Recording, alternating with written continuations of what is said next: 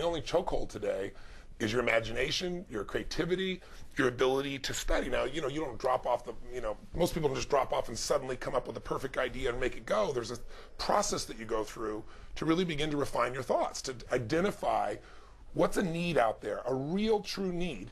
And then how do I get in front of that need? A need where there's a demand, where there's an urgency, where people have either got a problem or they've got a passion that they need to meet. I want to get in front of that and offer something. And what's interesting today is you don't even have to be the creator of that product. You can be somebody, you can find that product or service somewhere else and provide it, though, with a unique message, with a unique way to reach them. Now, you've really become an expert at using video. I mean, you do all forms of tools in the social media, but video is a way to get across more so that anyone, we've seen what's happened to YouTube, just gone berserk. Yeah. So there's user-generated content. Somebody becomes a star overnight. Their child becomes a star. Their dog becomes a star. You become a star in your own right and helping people to figure out how to use video, but also how to immediately get that out. I mean, we've got how many computers now connected on the internet? Is it 2 billion? It's about 1.5 billion internet-connected users worldwide, right. And at this time, about 4.5 billion mobile phone-connected users, oh. And over 80% of the populated planet has mobile phone access. So in the United States, for example, we don't use mobile phones the same way the rest of the world does. Right. I mean, it is their computer. It is their mechanism for consuming content.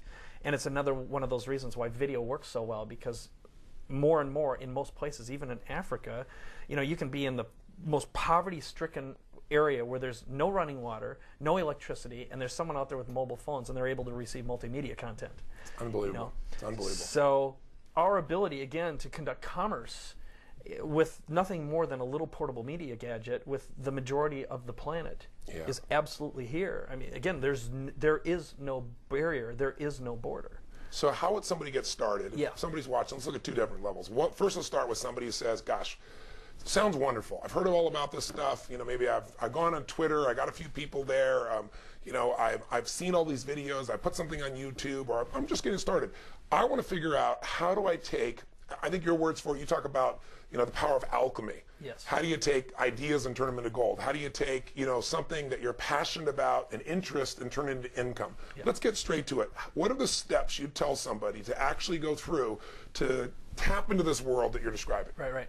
Well, I can give you a bunch of ideas. So we could start with like a local business. You could be a bakery, for example, or you could be a kid at home with no experience, no resources, living with your mom and dad. Well, let's do two. Let's start with a person it could be the kid, which can represent also somebody who's lost their job. It can represent somebody who's concerned about. And then let's talk about a business second, because I think a lot of businesses say, yeah, this all works for social media and it works, but how's that going to help my bakery? So that's a perfect example. Sure. But let's start with the kid. Okay, we'll start with the kid. And the first thing is the traditional role when you're playing in information marketing. I think, again, just to establish this, everyone is in the information business. You've been in it for a long time as an author and as a speaker and expert, and you create content and you sell it. Right. And you are the expert.